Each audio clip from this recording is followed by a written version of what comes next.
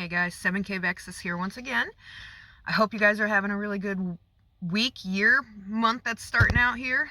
I was watching Heather Z talk on the Confessionals, and I'll put the link here for you guys in the description, but I wanted to discuss an experience that she had that brought back an experience that I had in 2012 that I don't talk about. I used to talk about it all the time, but I don't really like to talk about this because it makes me feel, it sounds freaking crazy.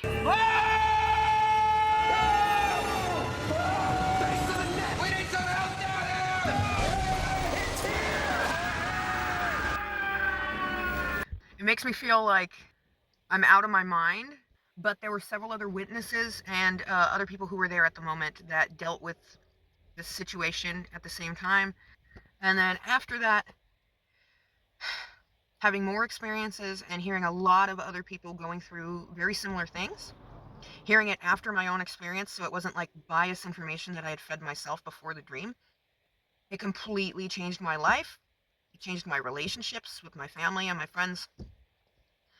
And it wound up getting me deeper. It got me into New Age and occultism back in 2012 when I didn't realize that's what it was, but I was slowly kind of going into that before I found Jesus, before I had a near-death experience in 2018. I had this experience back in 2012 that I don't talk about very often because it affected me and disturbed me so drastically. It scared the crap out of me to where I still want to cry thinking about it. And then afterwards, the situations that happened the next day made it even more real. It disturbed the relationships and the connections that I was going through at the time. This entire thing changed my whole life, but it sounds super crazy, so I don't talk about it much. But now that I've seen and heard of a lot of other people going through the same thing, and now I have other family members going through the same thing, it's like, okay, somebody's got to talk about this phenomenon, and I'm willing to look crazy. I have like my whole life, so I don't care. As long as you're telling the truth, it doesn't matter what anybody else thinks. So my entire family that experienced it with me, but nobody knew what to make of it at the time, and it made me like completely out of my mind for a long time. So I don't like to talk about it or them because I don't want to give anything power that doesn't deserve it. But I had an experience back in 2012 that I really want to share with you today, and I'd like to pray because this is a topic I don't bring up, and I hate bringing up. Jesus, thank you for today. Thank you for a whole new year.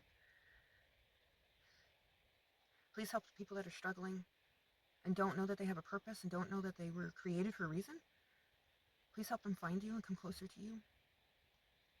Help open the eyes and the ears of anybody that's listening to this. Anybody out there in the world, please try to open the eyes and ears of them so that they can see and discern what's going on around them so that they can get back to you.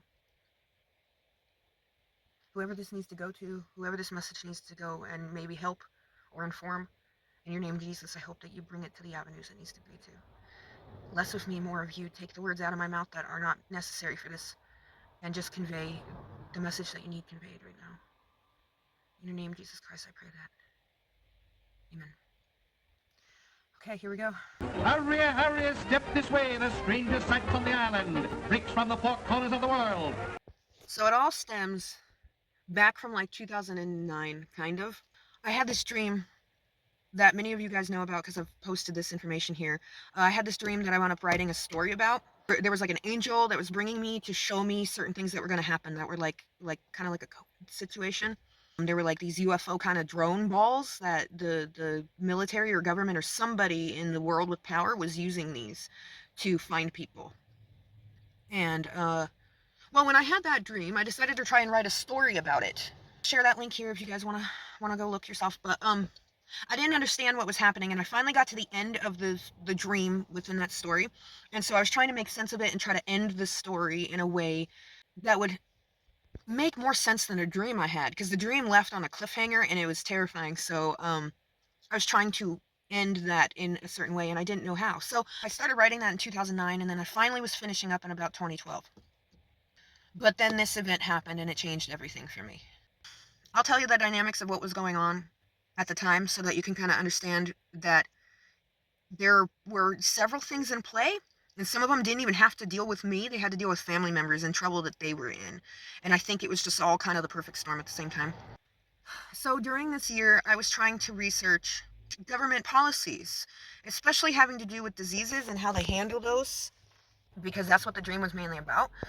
And when I got into government policies, I realized that a lot of the things that were going on in the dream were actual government policies of how bio-nuke and chem people practice for those kinds of events. My dad was one of those that was actually trained for events like that back in the 80s. He was bio-nuke chem, that was his job. He had secret clearance levels for a period of time.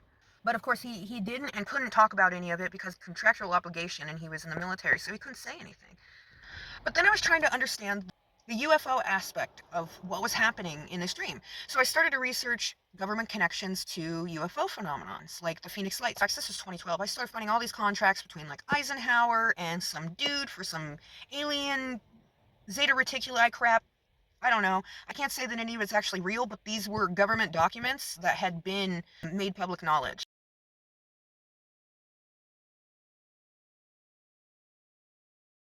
And so I was trying to research this technology and how they did this, and I started to come across a lot of documentation about Project Bluebeam. I didn't know what any of it meant. I had no clue. I was like a 20-year-old adult. I was just trying to understand this dream so that I could write a story about it. Because God had told me that I needed to, that this was going to be part of my life. And he was right. So I had a lot of documents on my little laptop that were like government documents that a lot of stuff had been redacted and blacked out that you couldn't read. PDFs that I had found and downloaded. And I didn't really care or think anything of it. But at the same time, I had a family member actually get in trouble at their job, and they got fired and got barred from the building. And this was an international job that dealt with going to locations that are actually also like Royal Crown locations, like Disney or the Keys. So this was an international job. And so I will protect their identity in this because they don't need any crap. I had a family member wind up saying something to a member of a Baptist church that worked with this individual. And this family member he wound up becoming satanic, but at the time he was still kind of dabbling with that and trying to understand. This person that he spoke to was Baptist and believed in the rapture and all of that. And when she heard this family member of mine talk about a college project that they had to do, which was all about becoming the perfect criminal, and if there was a perfect criminal, what would they do? How would they conquer the world? What would be their goals? And so he told this woman this, and he wound up getting fired and barred from the building and put on a terrorist watch list. That was great. He couldn't even go to the building to return his uniforms or to pick up his W4s. I think they're W4s. Could have been W2s, but I'm pretty sure it's W4s. Who cares? He couldn't even go to the building. One of us other family members had to go for all of these things until he was investigated and everything was sorted out. It was like months. So in this process, when this was going on, it was scary because we had black SUVs that were parked outside of our house, not just our house, but the church next door, the commune that was right next door, the apartment complexes next door, the entire road down the way. There were these black SUVs, and there would be anywhere from 1 to like 4 of them at a time. And they were all parked down the street from our house. And you can ask any one of my family members this. If any one of us left that house in a car, including if my friend would come and pick me up, if any one of us left that house in a car, 1, if not 2 of those SUVs would start their car and pull out and follow right behind us. And these SUVs would follow us miles down the road all the way to the next city, to the sister city. And this was happening with this family member, this family member's wife, this family member's best friend, my parents, myself, and my friends when they were coming and picking me up. And that went on for about 5 weeks. As this was going on, the very beginning of when this was going on, we had an experience one night. And this is where it gets really weird and really interesting. Take it with a grain of salt if you don't believe it. But this is what changed my entire perspective on what happens in this world. And that the government is probably involved in something that's way beyond what we know, using some sort of like mind control or vibrations or putting thoughts into people's heads through some sort of technology. I don't know how this was happening, but this entire event changed my life and changed all my relationships in my entire family, and how everybody saw me for basically almost the rest of my life. Everybody thought I was completely insane when this happened, even though everybody else was there to witness it and everybody else had their own experiences. And then when I just started to say my deepest experience, because I had the biggest memory of it, And I would try to explain it, and it's like, I don't know what this is, but this is what I remember. And it seems so unbelievable that nobody could understand it. So I'll continue on with it now. This was, I think it was May. It was sometime between May and October. I really don't remember the day, to be honest with you. But, Lord Jesus, help me here. God didn't give me the spirit of fear. So there was one night while this was all going on. So this night, sorry, I had to stop for a second. There were like 2, 3, 4 lights that would show up above our house. I don't know how high up this was, but it was directly above our house. So like if you looked straight up, it was straight up. It wasn't slightly to the right, slightly to the left, north, south, east, west, directly above our house. I don't know how high up it was though. But there were these ship light whatever things doing maneuvers. And they were doing like little swirlies around each other, and then like one would appear and do more swirlies, and then another one would appear and do swirlies, and then there'd be 3 or 4 of them, and then another would disappear and there'd be more coming back. It was very bizarre. I've never seen anything like that in real life. Flying No. straight. It's Yeah. like moving. No, that's a UFO for sure.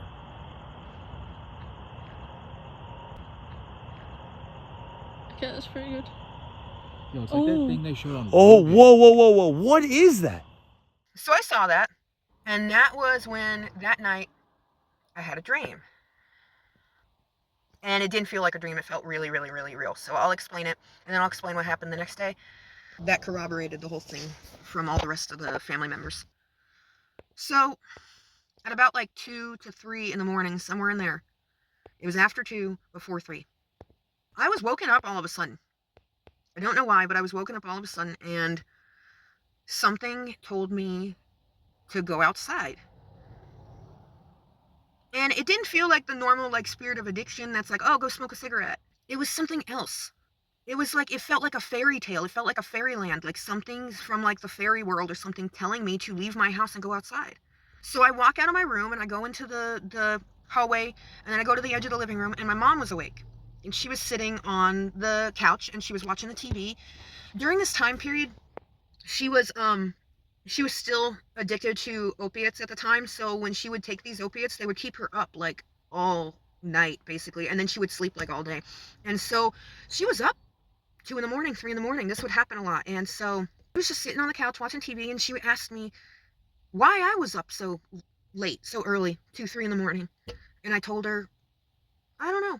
Something's just telling me to go outside. I'm gonna go get a brush of fresh air. God, I hate talking about this. I'm shaking. So,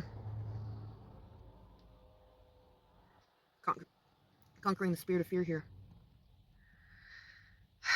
So I went outside. I'm sorry, it's absolutely terrifying. It's hard to talk about. So I went outside, and when I went into my front yard, and I don't know if I was smoking a cigarette or what, but I was like sitting on the porch, and I'm pretty sure I was smoking a cigarette. I don't remember. I was just sitting on the porch, and I go out there and I'm minding my own business, and then I start hearing and seeing people, like beings or people, over in the corner, at the corner of our house where the alleyway is. And they're like running back and forth, and it was like shadows, and they were really short and kind of like hunched in a way that I've never seen before, like goblin kind of looking. And these things were like going back and forth, and they were like hiding behind the cedar tree and behind the fence, and they would like pop their head out, like you wouldn't see them all, and then they just pop their head out and then put their head back. Suddenly, the camera picks up something alarming. A short, skinny humanoid figure begins slowly peeking out from behind the open door. David does not stir from his sleep as little by little, the figure creeps further into the doorway, revealing a bizarrely slender leg. And it was like, what is happening? And I thought that it was like somebody trying to break into our backyard. I thought someone was trying to hop the fence and break into our backyard, because that was an active alleyway. There were always homeless vagrants walking up and down. When I went to address these people, I went to walk towards them, and I was like, hey. And I tried to address them to get them to leave. And this thing stopped me and grabbed my left arm with its hand. And I looked down, and it was like these long fingers. I don't know how many there were, but they were long fingers with like these long nails, really skinny. And it was like grayish, ugly grayish and almost see-through, and it was like grabbing my arm, and it was like digging its claws or whatever it had, whatever vibration or something that was in its hand was burning me. It was burning my arm so bad. And so I was like, I get pulled to look at this thing, and this thing is taller than me. It's like 6.5 feet, and it looked like a gray alien.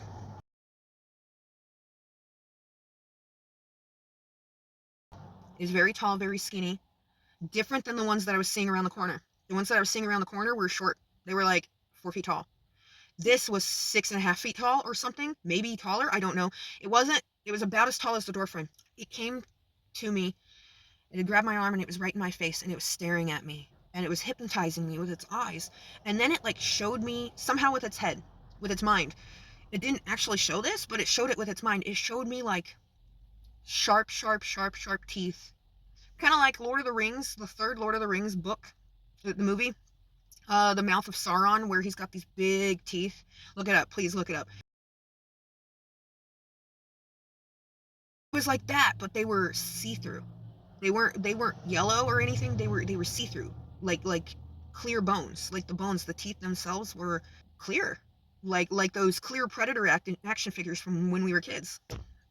And they were like crystal skulls. I don't understand, but this thing was staring at me with these teeth, and it was showing me what it would do if I didn't listen to it. It told me that I needed to bring it back, turn around and bring it back inside my home and invite it into my home, or it was going to hurt me.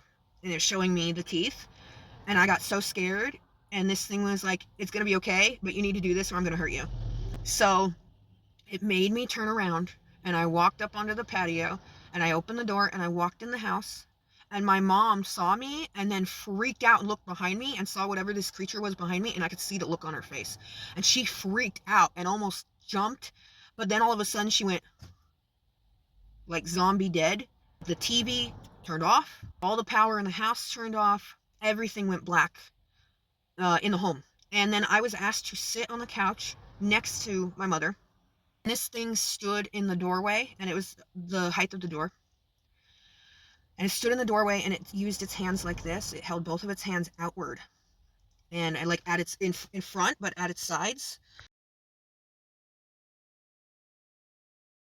And it used its hands and its mind to try and like use some sort of vibration to keep me still. And it told me that, don't worry, there's a countdown, and it put a countdown in my head of like, and it was like milliseconds counting down, and it was a very short period. It was like just like 3 minutes or something, very short. And it was telling me that at the end of the countdown, there would be a bright flash of light, and everybody would leave, and I would go back to sleep, and everything would go back to normal. But they had to go through my home, and I had to sit still, is what I was told. So these smaller creatures, I don't know if they were people or if they were smaller grays or whatever. I have no idea. I feel completely insane talking about this right now. These smaller creatures came into the home and started digging through everything. And they went to the computer, and I swear there were like people there too. I swear there were like people that were with these creatures that were in this house.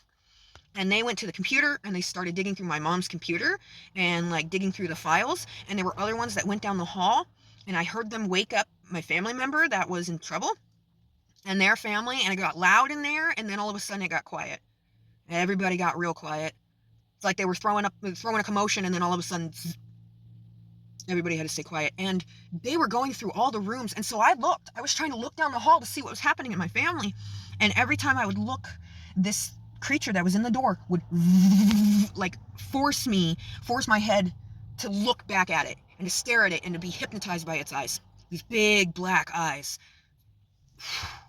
And it made me look at its face, made me look in its eyes. And every time, and I had this power. I was like, I'm going to look at my family. What are you doing to the computer behind me? And I was trying to figure out what they were doing. And every time I tried to look, it would vibrate me and force me to look. And there was some time that was so bad because I was fighting so hard to look at what was happening that it was vibrating my brain and my flesh so bad with like these waves of something that I swear to God my brain was going to explode.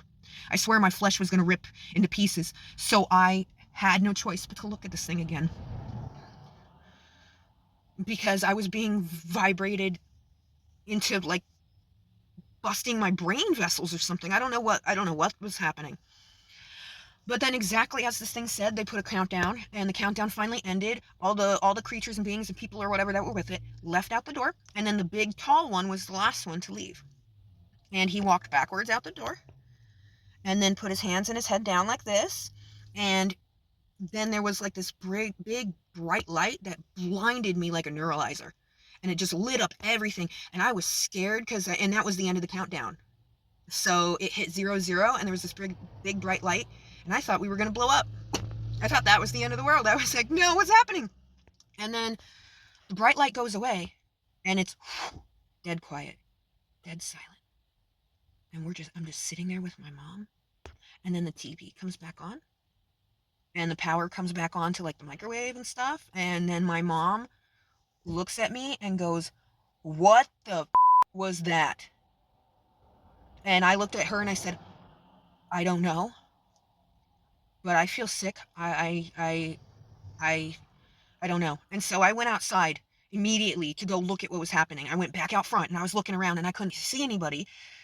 And I went back out back and I couldn't see anybody and I couldn't remember. I was like, what just happened? Something happened and I don't remember. And when I went outside and looked around at that pine tree, the cedar tree, the memories came to me. All the memories came flooding back, and I like relived that moment immediately. And I came back in the house and I was like, Mom, I'm going to sleep. I don't feel good. Something is wrong. I'm going to sleep. So she's like, okay, cool. I think I'll go soon. So I won't go to bed, and then I wake up pretty soon after that at like 4 or 5, screaming bloody murder. I couldn't stop screaming. So my mom comes in the room because I was screaming so bad. I go back to sleep. I get past it and everything, but then I wake up again in the morning later. I was told by my family members, "Did you see some strange lights going above the house doing maneuvers last night? Because that was pretty cool. There were quite a few of them doing maneuvers last night." And I heard that from my mom and from my father. They saw it separately. They weren't outside together at the same time. They saw it separately a couple hours apart. This was going on from like 7 at night until probably like 2 in the morning or so when I had that dream that those things were doing maneuvers, because there were times that my other family members had been going out to smoke cigarettes at the time, and they were witnessing this, and we were all witnessing this on our own. And then we were coming back and corroborating it. It's like, no, I saw that at 8. No, I saw the same thing, but it was at like 10:30. And so I started to talk about it, and I was like, okay, to be honest with you, I just had this scary dream that we had a home invasion, and I'm terrified. And they're like, oh yeah, it's just a dream. It's just a dream. There's no correlation between the lights that were in the sky and the dream that you just had. So I got on my computer, my little laptop. When I got on my laptop, my book was gone. The book that I was writing since 2009. Both of them. And one of them had nothing to do with this. One of them was about like a scenario where like a high school girl finds a hazing cult that has to do with sexual assault. It had nothing to do with aliens, vampires, none of that kind of stuff. And both of my books were gone. They were both gone from that computer. A lot of my files were gone. A lot of my pictures were gone. All of the government files of the Bluebeam, the Project Bluebeam stuff, all of that was gone. All of it. And so I started to panic. I started to freak out because I thought I lost my book. So I went to my mom's computer, and my book was deleted off of there too. It wasn't even on my mom's computer anymore, and that was the first computer that I wrote it on. But I remember in the dream these people going to the computer behind me and doing something on it. And I didn't think like, would a story that I'm writing, or even articles that I'm writing about stuff like this, about a dream and about government documents, would that be significant enough for a home invasion to warrant taking that away? Totally wiping it? None of our hard drives were wiped. Stuff was still there, but half of it was missing. Half of it was unaccounted for. Thank God I had it on a USB. I had hard copies, I had printed hard copies, I had a USB, and I had a CD. So I lost all the recent progress that I had made at the time, but I still had my physical copies. And nobody took them. I still had them. Not to say that anybody even came in my house and invaded it and took anything. I don't know. It was all a dream. But this is where it was really weird. When I went through my computer, my files were gone. I went through my mom's computer, my files were gone there too. And a lot of files that were my dad's, that were like government or military stuff. He also had an anarchist cookbook on there. That was gone. And it was weird. And this is where I knew it was something happened, because The family member that got in trouble, that person's wife was living with us. They were both living with us. And that person's wife, she saw how hysterical I was because I thought my book was done. I'm like, somebody went on here. Did you guys go on here and delete my stuff? Did someone go and delete my stuff? And she saw how hysterical I was and how violated I felt. So she decided to check her own laptop. And both her laptop and my laptop, which used to be her laptop, which was her dad's laptop, and he was in the military as well. It was a military laptop. Her laptop had also been rifled through, and she had a whole hard drive with all of her baby pictures from her first child. The whole hard drive was gone. The entire thing was gone. And she came to me and asked me about it and said, my hard drive is gone too. Something's going on. And I told her, I was like, I do not want to be the type of person to say aliens, because that sounds so stupid.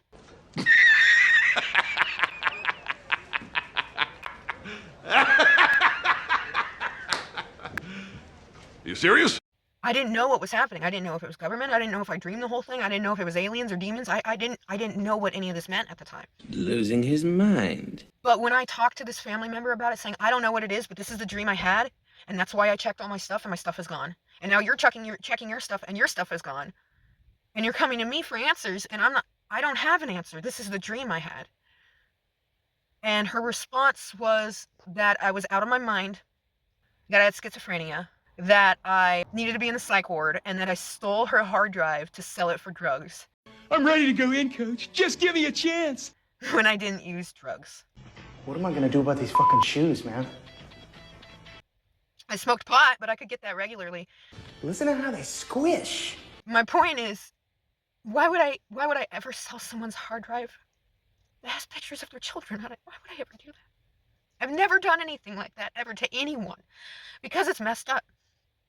And if I just lost something that was so important to me that I worked 2.5 years on, almost 3 years on, and it was gone, why would I ever put anyone else through that, especially if it was their own kids? I did not take that hard drive. I did not sell anything, especially not for drugs. You were there, Scully. But that entire event changed my life. And I started to dig into the alien phenomenon and what was going on and all that kind of stuff. And that's when I started getting into New Age without realizing I was getting into New Age. Because I was trying to research this.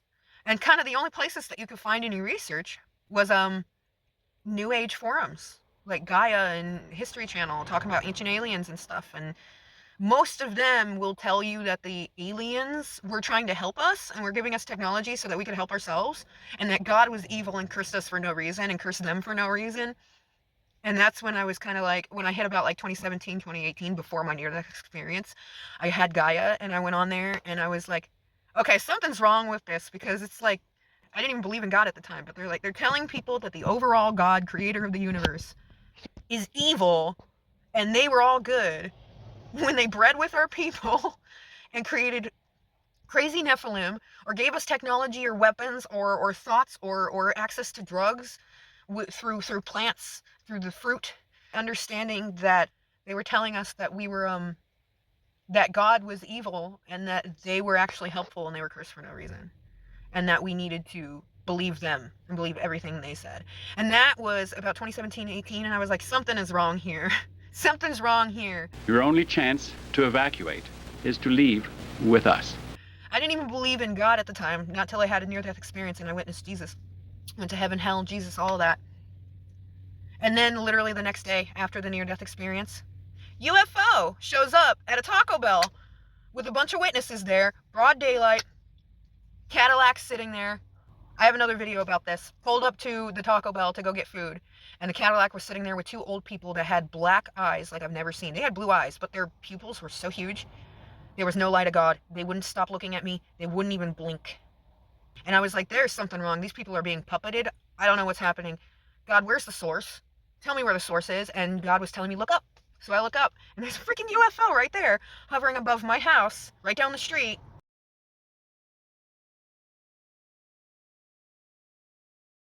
And I'm at the Taco Bell, And everybody's walking in and out of the Taco Bell, and we're watching this thing like, hey, look! And once everybody looks, big poof of cloud, it does this cloak thing I've never seen before. Big poof of cloud comes underneath it, like a fog machine just coming out, and then just covers the whole thing up. And then there's just one little cloud in the blue sky. I've had several other experiences like this. I had one in my car at one point in time, and the only thing that saved me was calling upon Jesus and Archangel Michael.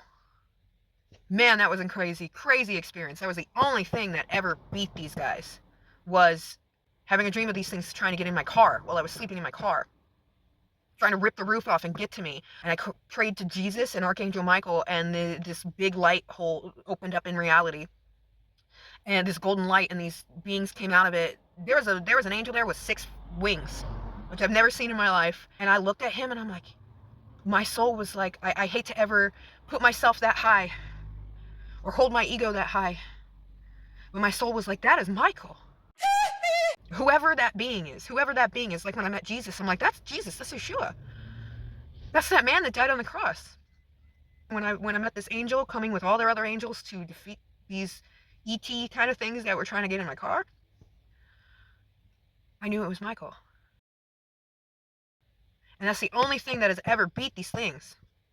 And if you look online, if you watch Art Bell, listen to Art Bell, any of that, from years ago, government workers that were below like the 4th level of security in secret bases, those people knew that in order to work down there, you could say Buddha, you could say Allah, but you could not say the name Jesus Christ. You couldn't even think it, because these beings that you were working with that were down there at that level and below would malfunction with just his name and would lash out, and people would get killed, supposedly, according to these people that had spoken to Art Bell. You know, I take everything with a grain of salt and try to find the common denominator for it. I'm not here to say that any of this actually, like, oh, this is all set in stone and it actually is really real, but this was my experience, and it wasn't good, it wasn't pleasant at all, and it changed my entire life, and it led me deeper into New Age. And anyway, it took me having a near-death experience to finally realize that day when I came back, and the next day, that these creatures are real. There's something having to do with our government, and our government also uses drugs and mind control and vibration and keywords and to try and control your mind and pose as these creatures as well. Pose as gods and demons and aliens.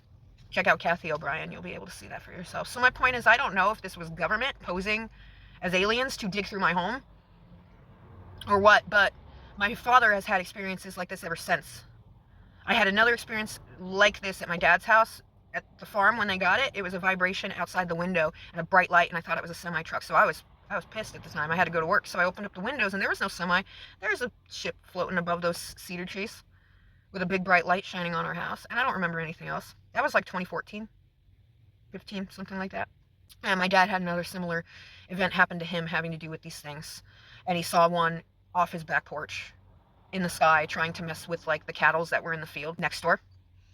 And he never forgot that, and it scared the crap out of him so badly. And ever since, he's had a lot of sleep paralysis with like hooded creatures, hooded beings, like men with hoods surrounding him. We have Freemasonic people in the family. It's in my dad's family line, and they sell their grandchildren and grandchildren's children for 7 generations. I'm here to try and break that generational curse, try and save my father, try and save myself and my children. Any prayers that you guys have, I'll gladly take them. I'm praying for all you guys to be able to have a good day. I hope this revelation helps someone. My phone's about to die. I have like 1%. It's taken me 40 minutes to record this. I'm going to get off now and share this. Take this with a grain of salt. Have a little discretion. This took a lot out of me to be able to share this. And I mean what I say. Whether you can believe it or not. That's all up to you. But I know God is truth, and truth is the most important thing in the world, and that's all that matters. I don't care what I look like. I don't care how crazy I look, as long as I'm telling the truth. I've lost like all my best friends for just telling the truth, and they were so hurt and so offended by the truth coming out because it hurt their egos and made them look like crap, that I've lost like so many friends and so much family just for telling the truth. Because I'm sorry, God is the truth. That's my source, and that is more important than any other human connection here. If someone's not being true, then I don't need them as my friend. I love y'all. I will love everyone, but remember to not be equally yoked for too long with people that are bringing you into those positions and into open doors. I wish you guys luck. God bless you. I hope you find your mission and your purpose here. Bye. Peace out.